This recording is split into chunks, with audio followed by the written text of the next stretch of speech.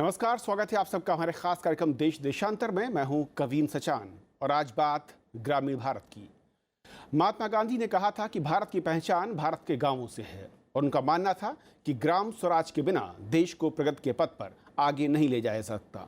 भारत गांवों का देश माना जाता है और देश की 65% आबादी आज भी गाँव में ही रहती है, उसके साथ जुड़ी हुई है।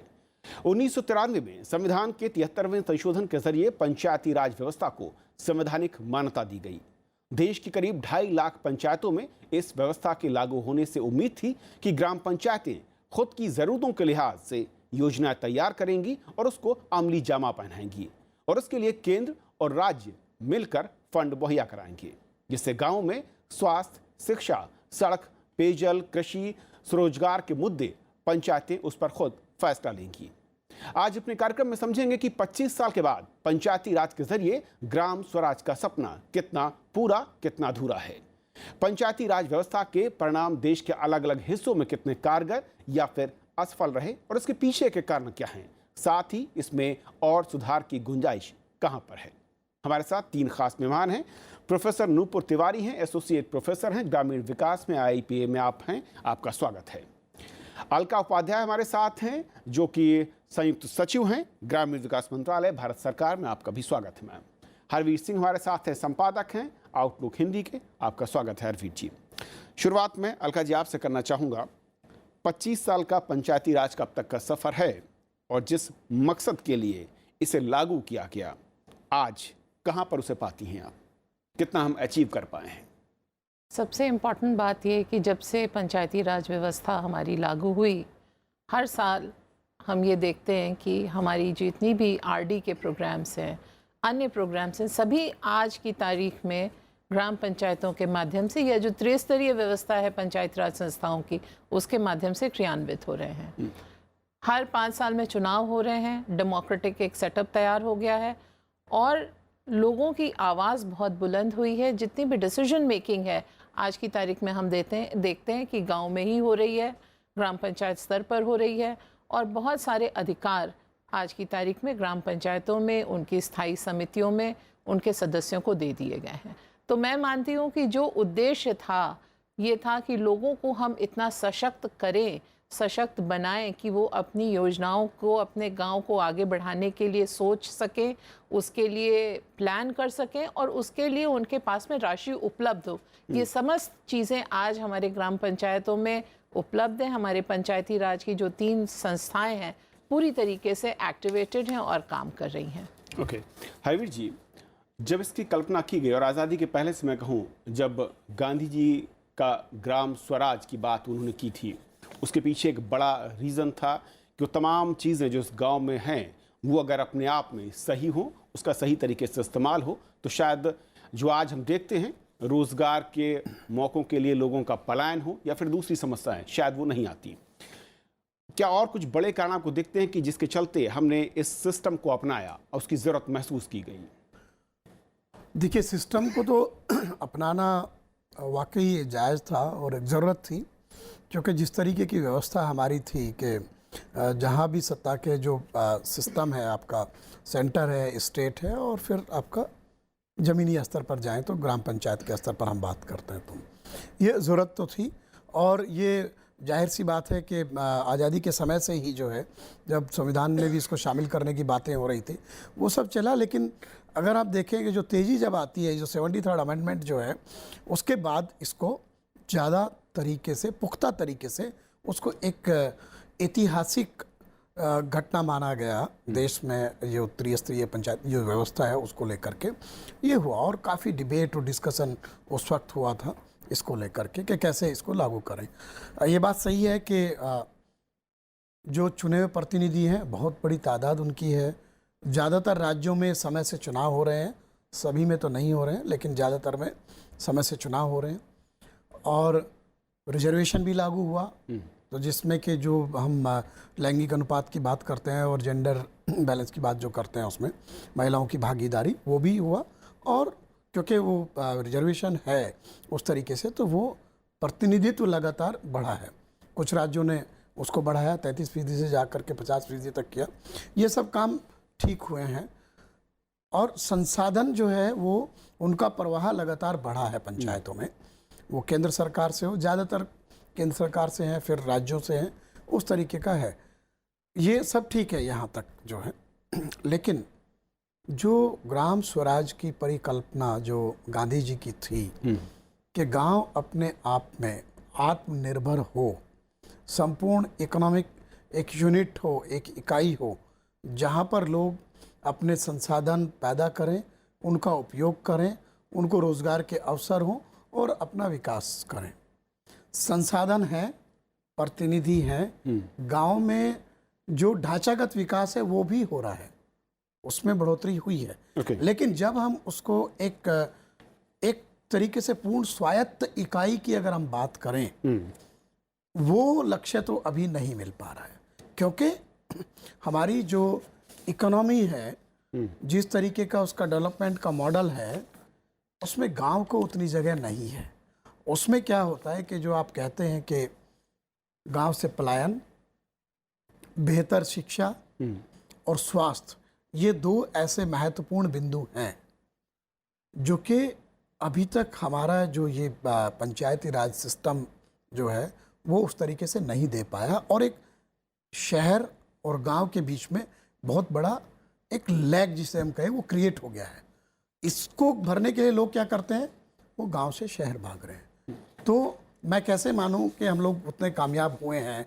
जो मूल उद्देश्य है वो तो अभी मुझे पूरा होता नहीं दिख रहा है। बाकी बहुत चीज़ें हुई हैं जो मैंने एक्सप्लेन की है। ओके नूपुर, आपके नज़रिए से, क्योंकि जहाँ तक हरवीर जी ने जो कहा कि कई सारे फैक्टर्स हैं जो कि वाकई ज़मीन पर दिखे हैं पंचायती राज व्यवस्था के लागू होने के बाद। फंड को लेकर मैं बात कहूँ, आंकड़े इसकी गवाही देते हैं कि न तो उसकी कोई कमी है और ये लगातार बढ़ा है। अगर चौथे वित्त आयोग की बात करूँ, 20,292 करोड़ की राशि मंजूर की गई, इससे पहले ये 6,000 करोड़ के आसपास थी। लेकिन जो मूल मकसद था ग्राम स्वराज का, एक इंडिपेंडेंट इकाई का, एक स्वावलंबी इकाई का, क्या उसके हम पास खड़े हैं या फिर अभी उससे दूर हैं? देखिए, सबसे पहले तो मैं रजत जयंती की बधाई दूंगी, क्योंकि सारा राज्य, सारा देश और पंचायती राज मिनिस्ट्री और दूसरी मिनिस्ट्रीज़ ने भी इसको मनाई और अपने आप में एक बड़ी अचीवमेंट है। और कल लॉन्च भी किया गया था ग्राम स्वराज अभियान, जिसके तहत 7,255 करोड़ जो हैं प्रपोज किए गए थे कि इसमें इसको यूज़ किया जाएगा। रीस्ट्रक्चर पूरा किया गया सेंट्रल स्पॉन्सर्ड स्कीम्स जो है इसके तहत, जिसमें ट्रेनिंग, इंफ्रास्ट्रक्चर डेवलपमेंट और ई पंचायत, सबसे जो इम्पोर्टेंट मुद्दा जो है जिसको मेन स्ट्रीम करने के लिए इन चारों चीज़ों की बात की। और 115 डिस्ट्रिक्ट्स चुने गए हैं नीति आयोग की तरफ से। कल नीति आयोग के साथ भी कुछ डिस्कशंस हुए थे, तो उसमें हमें पता चला कि 115 डिस्ट्रिक्ट सेलेक्ट किए गए हैं जिसमें इसको मेन स्ट्रीमिंग करनी है। अब अभी के समय में अगर आप पूछेंगे तो बहुत सारी चीज़ें मैं कह सकती हूँ कि बहुत सारी डेवलपमेंट हुई हैं, बहुत सारी अचीवमेंट हुई हैं। अगर आंकड़े पर अब जाएं तो हमारे पास 2,50,000 ग्राम पंचायत हैं, जिसमें हमारे पास 31 लाख इलेक्टेड रिप्रेजेंटेटिव्स हैं, और इसमें से बिल्कुल आधा आप कर लें तो 15 लाख के तकरीबन महिलाएं हैं। और ये महिलाएं जो हैं, आप पूरे विश्व को एक साथ गिनती में ले आएँ तो हमारे पास उनसे कहीं ज़्यादा इलेक्टेड रिप्रेजेंटेटिव्स हैं, जो कि अपने आप में क्रिटिकल मास जनरेट करती हैं। आप उसको क्रिटिसाइज़ करें, एक्सेप्ट करें, लेकिन ये फैक्ट है कि जब कॉन्स्टिट्यूशनल डिबेट्स हुए थे तो उसमें बताया गया था कि आप 1/3 कॉन्स्टिट्यूशन रिजर्वेशन आप कर रहे हैं, क्या इतनी महिलाएं आ पाएंगी ग्राम सभा गांव के लेवल पर, जो कि 2 घूंघट के बाहर या फिर आउटर स्पेस में नहीं जाती हैं, तो इतनी महिलाएं कहाँ से आप जुटाएंगे? लेकिन सबसे जिसको पेट्रियार्कल स्टेट आप कहिए, बिहार में अभी रिप्रेजेंटेशन 54% है और 20 राज्य ने इसको 50% कर दिया है रिजर्वेशन के लिए। तो अगर इस चीज़ को आप देखते हैं तो अचीवमेंट बहुत सारी चीज़ें हुई हैं जिसको हम आगे जाकर बात करेंगे, लेकिन आंकड़ों के हिसाब से तो बहुत अच्छा इसमें दिख रहा है।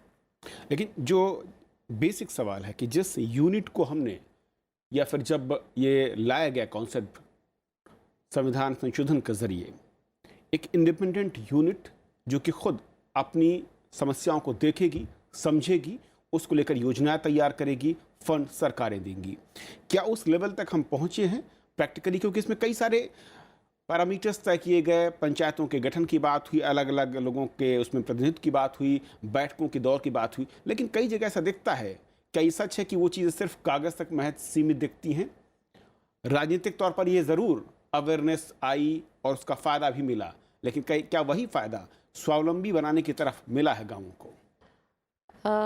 अगर आप मुझसे इसको पूछेंगे, मैंने सन 1990 में अपनी नौकरी शुरू करी और वही 92-93 के करीब में 73rd कॉन्स्टिट्यूशनल अमेंडमेंट हुआ। तो एक तरीके से देखा जाए तो we have grown along with the Panchayati Raj institutions. बहुत सारी तब्दीली हुई। एक हमने वो भी टाइम देखा जो हमारी महिला रिप्रेजेंटेटिव्स थी वो सिर्फ एक मुहर के तौर पे होती थी, और आज हम देखते हैं कि वो एकदम मुखर वक्ता है, अपनी बात को बहुत पुरजोर रखती हैं। गांव के लोगों में कैपेसिटी बिल्डिंग की एक आवश्यकता थी, निरंतर प्रयास होता रहा, निरंतर योजनाओं के बारे में जानकारी दी जाती रही, लोगों को इन्वॉल्व किया जाता रहा। और आज मैं ये कहूँगी यद्यपि थोड़ा बहुत कंस्ट्रेंट हो सकता है, परंतु फिर भी आज ग्राम पंचायतें अगर देखी जाएं, जो स्टैंडिंग कमिटीज़ हैं उनकी बैठकें हो रही हैं, ग्राम सभाओं की बैठकें हो रही हैं, वहाँ पर रिप्रेजेंटेशन है लोगों का। और ये जो अभी हाल फिलहाल में कुछ सालों से हम लोग ये बात कहते हैं कि ग्राम सभा की बैठकें हों, उसमें महिलाएं भी जाएं, स्वयं सहायता समूह की जो सदस्य हैं वो लोग भी पार्टिसिपेट करें, यूथ पार्टिसिपेट करें। तो एक तरीके से जो अभी ये ग्राम स्वराज अभियान चल रहा है उसके पीछे सबसे पहले एक वर्ष 2016 में ग्राम उदय से भारत उदय कार्यक्रम हुआ, 2017 में ग्राम स्वच्छता पखवाड़ा हुआ। तो लोगों को बार बार एक प्लेटफॉर्म पे लाने का प्रयास किया जा रहा है, और जिससे कि समस्त योजनाओं के क्रियान्वयन, उनके नियोजन, उनकी किस प्रकार से कन्वर्जेंस हो, ये एक सीख दी जाती रही है, या एक ट्रेनिंग भी इस प्रकार से होती रही है। और ग्राम पंचायतें अब काफ़ी सक्षम हैं। कई ग्राम पंचायतें हैं जहाँ पे बहुत बड़े स्तर पर वो लोग अपना रेवेन्यू जनरेट कर रहे हैं, अपना इन्वेस्टमेंट कर रहे हैं, 14 फाइनेंस कमीशन का पैसा आ रहा है। तो मैं ये देखती हूँ कि अब ग्राम पंचायतें काफ़ी हद तक सेल्फ सफिशिएंट हो रही हैं। हाँ, ये प्रॉब्लम उन ग्राम पंचायतों में ज़रूर है जो थोड़े सुदूर क्षेत्रों में हैं, जहाँ पर कि आय के बहुत ज़्यादा साधन नहीं है, सिर्फ स्टेट फाइनेंस कमीशन के ग्रांट्स या 14 फाइनेंस कमीशन के ग्रांट्स उसके ऊपर निर्भर कर रहे हैं। वहाँ पे कैपेसिटी बिल्डिंग की और ज़्यादा ज़रूरत है, वहाँ पर कुछ नए आयाम लाने की हम लोगों को आवश्यकता है। हरवीर जी, आंकड़े ये कहते हैं कि 2012-13 तक जो आंकड़े हैं करीब 11% के आसपास था जो कि पंचायतें रेवेन्यू को जनरेट कर रही हैं। यहीं पर उत्तर भारत के राज्यों को अगर देखें और आप दक्षिण भारत के राज्यों में देखें तो इसी ग्राम पंचायती राज में ज़मीन आसमान का फ़र्क दिखता है धरातल पर। क्या वजह दिखती है? क्योंकि एक्ट वही है, सिफारिशें वही हैं, और जो 1978 में जब केंद्र सरकार को सौंपी गई, मेहता साहब समिति की गठन जब हुआ था, 132 सिफारिशें थी और ऑलमोस्ट ज़्यादातर राज्यों ने उनको एक्सेप्ट किया था। लेकिन फ़र्क जो है, वजह क्या दिखती है इसकी? एक्चुअली देखिए, फ़र्क बड़ा साफ है। जो दक्षिण के राज्य हैं वहाँ अवेयरनेस ज़्यादा है, लोग ज़्यादा पढ़े लिखे तो खैर अब सभी जगह हो गए हैं, लेकिन वो अपने हक के लिए आगे आते हैं, ट्रांसपेरेंसी ज़्यादा है, और थोड़ा इकोनॉमिक एक्टिविटीज़ का भी फ़र्क है। आप उत्तर प्रदेश, बिहार में और जो राज्य हैं इस तरीके के, वहाँ पर रेवेन्यू की कल्पना कैसे करेंगे कि जहाँ इकोनॉमिक एक्टिविटीज़ ही इतनी कम है। कहीं माइनिंग है उसमें शेयर मिलता है, यहाँ सब ये नहीं है। कहीं दूसरी इकोनॉमिक एक्टिविटीज़ हैं उससे बेनिफिट मिलता है। अब रेवेन्यू का और इनके पास रिसोर्स क्या होगा अगर कोई इकोनॉमिक एक्टिविटीज़ उतने बड़े पैमाने पर नहीं है। तो ये एक बड़ा अंतर है। दूसरे ये भी है कि प्रशासनिक जो प्रक्रिया है, जो कार्यान्वयन है, उसमें दक्षिण के राज्य लगातार आगे हैं, और वहाँ पर जो अधिकारों का भी जो डिवोल्यूशन है पंचायत के लेवल पे वो बेहतर है, करप्शन कम है।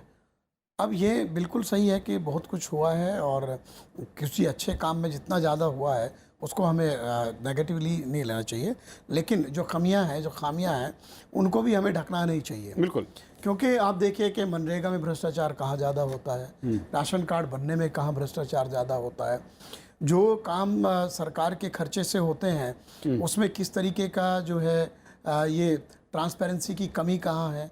बड़े बड़े गांव जहाँ करोड़ों रुपया का फंड जाता है, हमारे व्यक्तिगत अनुभव उस तरीके के हैं कि वहाँ पर मीटिंग्स ही नहीं होती, आप देखते ही नहीं। और जो प्रशासकीय अमला है उसका अच्छा खासा नियंत्रण होता है। दूसरे पॉलिटिकल इंटरफेरेंस की बात आती है। एक टर्म चलती है कि जिसकी सरकार आ जाती है राज्य में, जिस राजनीतिक दल की, वो प्रधानों को धमकी देता है कि बस्ते, एक बस्ता शब्द होता है कि जो उनका वो होता है कि बस्ते रखवा लेंगे। तो ये जो हस्तक्षेप है पॉलिटिकल सिस्टम का, और पॉलिटिकल सिस्टम यूज करता है एडमिनिस्ट्रेशन को, तो उसमें उनको जो दबा के रखा जाता है वो एक बड़ा हर्डल आप कहते हैं। ये बड़ा हर्डल ये उत्तरी राज्यों में ज़्यादा दिखता है, ज़्यादा है दक्षिण के मुकाबले। तो जाहिर सी बात है कि जो नतीजे होंगे वो फिर उसी हिसाब से बदल जाते हैं। Okay Anuppur, 2 point. क्या अवेयरनेस जिस तरीके की ग्राम पंचायत के स्तरों पर चाहिए, जो वहाँ पर हमारे प्रतिनिधि हैं, जो वहाँ पर सिस्टम है, उसको और ज़्यादा स्ट्रेंथन करने के लिए क्या कुछ आपको लगता है कि ज़रूरत है? और दूसरा, क्या अभी भी एक सोच जो गाँवों के अंदर क्या वाकई वो मौजूद है कि सब कुछ सरकार करेगी? वो शायद पंचायती राज के असल मकसद को समझने की बजाय अभी भी डिपेंडेंस दिखते हैं सरकारों पर, सिस्टम पर, अधिकारियों पर। अभी के हिसाब से जो मिनिस्ट्री ऑफ पंचायती राज की भी रिपोर्ट आई है उसके हिसाब से नहीं, आप जो कह रहे हैं वो गलत है, डिपेंडेंस नहीं है। क्योंकि ग्राम पंचायत डेवलपमेंट प्लान जो गांव बनाती हैं, ग्राम सभा सब मिलके, जिसमें टोटल इंक्लूजन होता है, जो सबसे सेक्लूडेड कम्युनिटी है या फिर लोग हैं, महिलाएं हैं, सभी को इंक्लूड करके अपने गांव की डेवलपमेंट प्लान वो बनाते हैं कि क्या सिंचाई के लिए, ड्रिंकिंग वाटर के लिए, या फिर आपके हेल्थ के लिए, एजुकेशन के लिए, जो भी प्रायोरिटी एरियाज़ हैं, इस पर कैसे बनाया जाए। 2 लाख तकरीबन 40,000 GPDP ने को अप्रूवल मिल चुकी है। इसका मतलब सोचिए कितने सारे ग्राम सभाज ने अपने लेवल पर इनिशिएट किया है कि हम अपने गाँव को कैसे डेवलप करें। तो हम कैसे कह सकते हैं कि ये बिल्कुल सरकार पे डिपेंडेंट है? नहीं है, ये कर रहे हैं। इसमें 2 चीज़ है, कैपेसिटी बिल्डिंग की जो आप बात बता रहे हैं, और ट्रेनिंग, दोनों, जिसमें एक मिनिस्ट्री की है RGPSA, राजीव गांधी पंचायत सशक्तिकरण अभियान, जिसमें काफ़ी बड़े पैमाने पर इनको ट्रेनिंग दी जाती है। ट्रेनिंग कहिए या अवेयरनेस कहिए, दोनों साथ में ही आता है। अपने काम और अपने ड्यूटीज़ जो हैं उसके बारे में बताया जाता है। और ग्राम पंचायत डेवलपमेंट प्लान कैसे बनाता है, इसके लिए भी टेक्निकल असिस्टेंस और अलग तरीके से सभी चीज़ें की जाती हैं। सरकार का पूरा योगदान है, और प्लस जो ग्राम सभा है और ग्राम के लोग हैं, ये लोग भी अपनी इनिशिएटिव्स ले रहे हैं। तो एक तरह से इन टैंडम ये आगे काफ़ी बढ़ रहा है, क्योंकि ये सब रिजल्ट हमें शो कर रहा है। ये नहीं सोचते हैं कि हम डिपेंडेंट हैं। और तीसरी चीज़, OSR जिसको बोलते हैं हम, ओन रेवेन्यू जनरेशन। बहुत सारे टैक्सेस, जैसे अनटाइड फंड अभी हमारे पंचायत में गया है, पहले नहीं जाता था। पहले टाइट, क्योंकि वो सोचते थे कि जो हम देंगे उसी हिसाब से खर्च करेंगे। अभी तो उनको फुल फ्रीडम दे दी गई है कि वो अपने हिसाब से खर्च करें। तो जब अनटाइड फंड आ जा रहा है, 14 फाइनेंस कमीशन आप देखिए 2 लाख करोड़ अप्रॉक्सीमेटली जनरेट कर रहा है। तो उन पर विश्वास है तभी तो जनरेट कर रहे हैं। हर कितने स्टेट्स में पंचायत सेक्टर विंडोज़ बना दिए गए हैं। तो डेवल्यूशन जस्ट एक नीचे नहीं गया है, ये काफ़ी इनिशिएटिव ले रहे हैं, अच्छा काम कर रहे हैं। पंचायत पुरस्कार इनको मिल रहा है, उसकी अगर आप पूरी स्टडी करें, रफ्तार पकड़ चुका है, ये रफ्तार अच्छे से पकड़ चुका है, और इम्प्लीमेंटेशन जो है अच्छी करानी है, और ट्रांसपेरेंसी चाहिए। ओके अलका जी, क्योंकि वक्त खत्म हो रहा है, आखिरी आपका मैं चाहूँगा सरकार के इनिशिएटिव और क्या कुछ हैं, और क्या आप करूँ, क्योंकि आप इंटरनल रिसर्च और उसमें कई सारी रिपोर्ट्स आती रहती हैं, क्या और चीज़ें हैं जो कि बदलने की दिशा में सरकार सोच सकती है या फिर इम्प्रूव करने के लिए कदम उठाने जा रही है? सबसे पहली चीज़ जो हरिहर जी ने बोला, उसी दिशा में कार्य हो रहा है कि जो पैसा जहाँ के लिए और जिस कार्य के लिए जा रहा है उसका वहीं पर 100% उपयोग हो। इसलिए IT इनेबल्ड टेक्नोलॉजी हमारे कार्यक्रमों के क्रियान्वयन में बेनिफिशियरी तक पहुंचा दी गई है। मनरेगा का पैसा मजदूर के खाते में जा रहा है। प्रधानमंत्री आवास योजना का जो घर होता है, फाउंडेशन बनी, फ़ोटो अपलोड हुई, उसके बाद उसको पैसा रिलीज़ हो जाता है। न्यू तक आता है जैसे ही, तो उसको नेक्स्ट इंस्टॉलमेंट देती है। छत तक आता है, जियो टैग फोटोग्राफ है, अपलोड किया, और उसके बाद में उसको पैसा उसके खाते में बेनिफिशियरी को मिल रहा है। ट्रांसपेरेंसी आपका पूरी तरीके से बिल्कुल। तो हमारा जितना ध्यान ट्रांसपेरेंसी और IT की तरफ जाएगा, ट्रांसपेरेंसी के लिए IT का उपयोग होना हमें अपने कार्यक्रमों में लाना होगा। ये एक बात ज़रूर है कि गांव में कैपेसिटी बिल्डिंग भी साथ साथ में हमको करनी होगी, और लोगों को हम जितनी रिस्पॉन्स, जैसे आपने कहा कि दक्षिण राज्य के जो है वहाँ पर क्यों इतना सुधरना है, क्योंकि वहाँ पर शुरू से पंचायती राज व्यवस्था में तीनों टीयर्स को रिस्पॉन्सिबिलिटी दी गई शुरू से, और इसलिए वो आज यहाँ पर इस लेवल पर इवॉल्व हो गए। अब चूंकि ये कार्यक्रम डिवोल्यूशन का ग्राम पंचायतों को सीधा दे दिया गया या पंचायत समितियों को या जिला पंचायतों को, तो आई एम श्योर वहाँ पर भी ये सुदृढ़ीकरण ज़रूर होगा। चलिए हरवीर जी, एक आखिरी सुझाव या आप चाहेंगे जहाँ पर लैग कर रहे हो कुछ इसमें ऐड ऑन किया जा सकता है इसे और ज़्यादा इफेक्टिव बनाने के लिए? मेरे ख्याल से ट्रांसपेरेंसी, कैपेसिटी बिल्डिंग, कि ये लोग वाकई उस तरीके के फैसले ले पाएँ जो सामाजिक और इकोनॉमिक रूप से उनके लिए ज़रूरी चीज़ें हैं, और अकाउंटेबिलिटी। ओके। क्योंकि जो चुने हुए प्रतिनिधि हैं, जब आप उनको अधिकार दे रहे हैं कि फैसले लेने का, फंड्स के उपयोग करने का, तो एक अकाउंटेबिलिटी का फैक्टर भी लाना चाहिए। और सोशल ऑडिट जो है उसको बहुत प्रमुखता के साथ, जिससे कि जो लोग चुने हुए प्रतिनिधि नहीं हैं, पंचायत तो उनकी भी है ना, उन्होंने चुनी है, उनके जरिए उनके बीच से सोशल ऑडिट होना चाहिए कि ये जो काम हुआ है ठीक हुआ है, इसकी ज़रूरत थी, और जो पैसा खर्च हुआ है ठीक से हुआ है। चलिए बहुत बहुत शुक्रिया आप तीनों मेहमानों का हमारे साथ इस अहम मसले पर जुड़ने के लिए और अपनी राय और विचार रखने के लिए कि असल में देश में जो 65% आबादी जो गाँव में रहती है, गाँवों के साथ जुड़ी हुई है, उसकी दशा और दिशा को सुधारने के लिए ग्राम स्वराज का जो नारा था उसे अमल रूप में उतारने के लिए पंचायती राज व्यवस्था कितनी कारगर रही है और किस दिशा में आगे बढ़ रही है और सुधार की कहाँ पर गुंजाइश है। फिलहाल आज इतना ही। नमस्कार।